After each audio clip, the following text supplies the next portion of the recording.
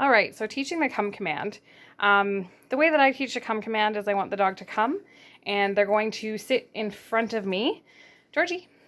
So how you're going to start the come command is just going to be in the house, short distances, ideally where they're not distracted. So you're going to start with a handful of treats like I always do. And I'm just going to say their name. I'm going to start walking backwards and I'm sort of inviting them into me. And as they come into me, I'm going to use my hand to get their nose on the food and put it just above their nose height, sort of pulling their bum into a sit. So the come is an automatic come and sit, and we're just going to build that automatic sit as kind of a built-in part of the command. So Georgie, look at my food. Georgie, hi, come. And there's the sit. So that's kind of what it looks like. It happens really fast. It's kind of hard to do it. Georgie, hi, come. Good girl. So that's kind of what it looks like. So you're going to start just in the house and working on drawing them into you. So the rules of the come command is that you want to have the dog's attention. So when you start the come command, you want them looking at you, paying attention to you. You're going to make whatever kind of noise you want to get their attention and sort of be inviting them into you. And as they're headed your way is when you're going to say the come command.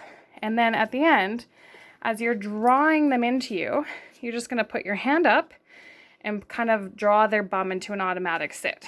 So even as I'm just sitting on the floor here, Georgie, come.